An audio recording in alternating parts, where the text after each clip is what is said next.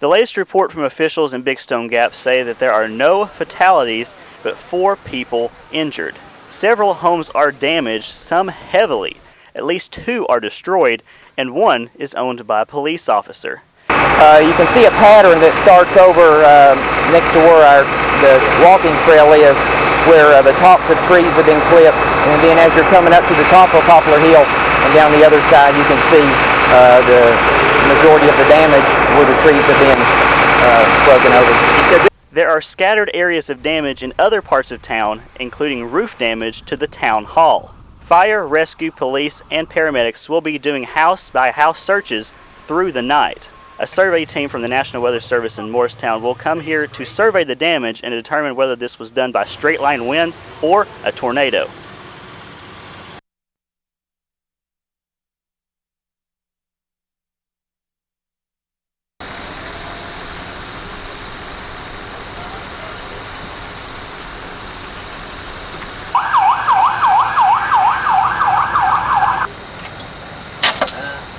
Did he ever get his compressor? It was in the kitchen, which you can still see the kitchen tank. If I had been here when I got home from work, it would have killed us. Life goes on. Nobody got hurt.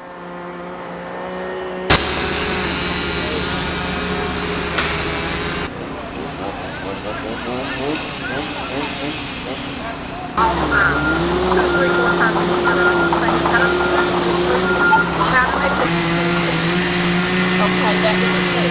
I left work a little early, about 4:30, and then 2 minutes and it stopped.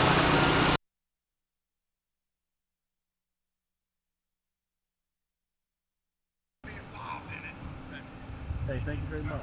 Appreciate it. Yeah, you knock on the...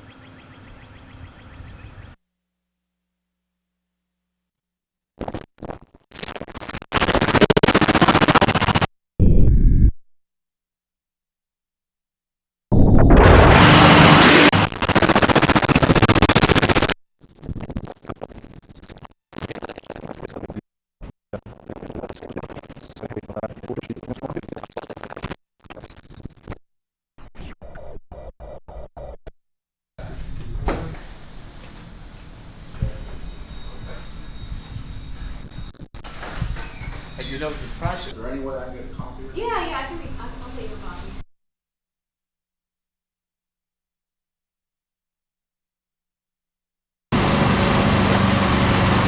Virginia Governor Tim Kaine declared Big Stone Gap an emergency around noon on Wednesday. As daylight came, officials got their first look at the devastation caused by the tornado. 2 homes completely destroyed. We have probably another 6 other than those 2 that are going to be basically non-livable. Approximately 30 homes that has major structural damage. Contractors and volunteers spent the day cutting up downed trees and clearing debris. Power company vehicles worked to replace poles and run new lines to get the lights back on. As of noon Wednesday, power was restored to all but a 2-block area. Officials say the emergency declaration will help them with the cleanup process. That speeds up, it cuts through some requirements that you have to do that enables us to get the cleanup to work on a faster scale. And it also enables us to recover some of the cost. State, county, and town police have the area closed off. Their biggest problem is keeping onlookers out of emergency workers' way. We're helping them with traffic control. We're helping them to prevent people from coming in, and people that are still working on the houses just to keep people that's not supposed to be there coming in. And we've got a lot of people coming in wanting to take photographs and everything, and it's causing a little bit of a traffic congestion.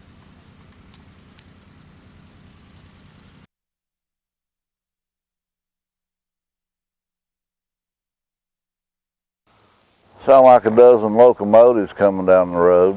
It's the day after one of the worst storms in the history of Big Stone Gap.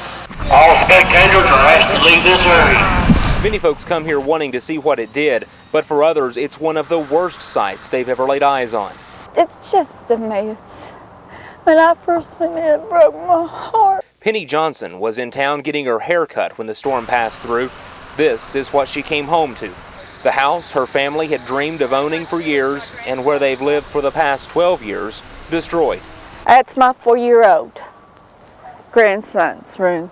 So far, she's been able to find some of her most prized possessions hidden among the broken boards and twisted metal.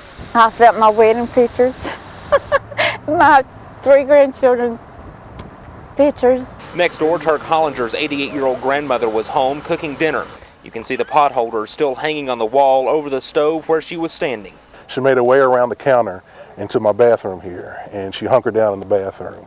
Neighbors helped her out. A day later, Hollinger is looking over the destruction. He finds it surprising the storm was too much for the walls and blew the house off its foundation, but the simple things like pictures on the wall and a toy car on a shelf are still in place. And you'll notice that everything's blown down except for my Jimmy Johnson car. Until Tuesday afternoon, this was a tree-lined street with large old trees on both sides. Those trees have all now been blown away, and the Civil War era houses that lined this road all received heavy damage in the storm. But yeah, there's pink insulation in the trees. Donna Ball's house would have marked its 100th year next year. Tuesday's storm sent a tree crashing through the roof. Now it has to be torn down. I never really thought anything like this would happen. I thought the house was a little too well built for that. West 4th Street. For at least 30 families, the storm ripped their homes apart, leaving their lives in shambles. And as they look for the pieces to pick up and try to put their lives back together, many folks around here are also counting their blessings. It's just things. You can always rebuild. Like I said, you can build another home, just put another one here.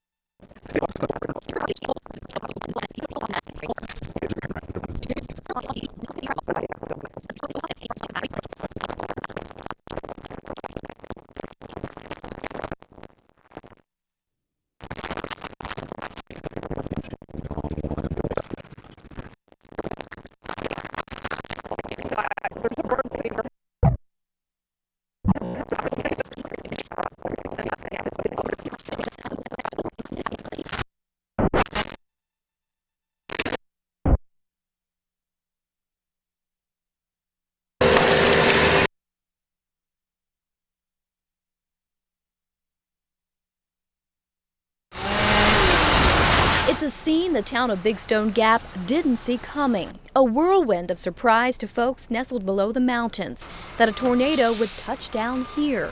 There's not a lot in the history books of this happening, and again, just really caught everyone by surprise. Sharon Ewings lived here for 20 years. You know, you see things and you just wonder, like there's a bird feeder hanging in the yard on one of the smaller dogwoods that is completely still intact, and it's just hanging there on a hook, and you think, how did that not get blown away? You have, 100-year-old trees. We're told the town of Big Stone Gap really values its trees, and as you can imagine, a lot of people are distraught after seeing this huge, iconic tree down. We're told that it's hundreds of years old, and it once shadowed this museum. Ewing not only lives here, she's the director of the historic Southwest Virginia Museum. She says the 60-year-old stone museum managed to survive, but the loss of this tree, believed to have been a congressional oak, has brought many to tears. Down the road, another surprise. The tornado damaged Bullitt Park, a popular football spot, even ripping a light pole in half. The sight of bucket truck after bucket truck and teams of cleanup crews shows how many locally and across the region are helping mend this close-knit town. So we're trying to get all we can today. Get these roads cleared up, get the houses inspected that can have power. We've got it on the poles to go ahead and get it to those residents that can take power. Now, besides these homes, I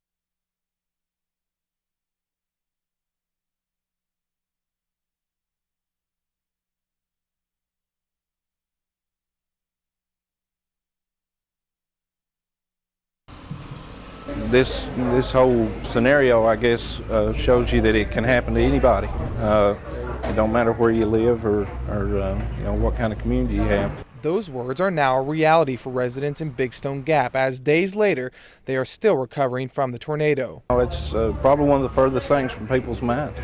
Nestled in the hills here in Wise County, a tornado was basically the last thing that residents here in Big Stone Gap ever thought would happen to them. And I heard all this wind blowing and hard rain. And then it just sounded like ice cubes or something, great big ones hitting the roof. So I said, well, I'll go back here in the bathroom. The decision to head to the lowest point in her house was quick thinking, and it may have saved her life. Having gone through that traumatic experience, Frances is now giving out advice to others. I'll just get to the lowest point of their house, because that's about the safest part. Anywhere that is a strong structural integrity in the house, even next to a fireplace or a chimney, if there's nothing else.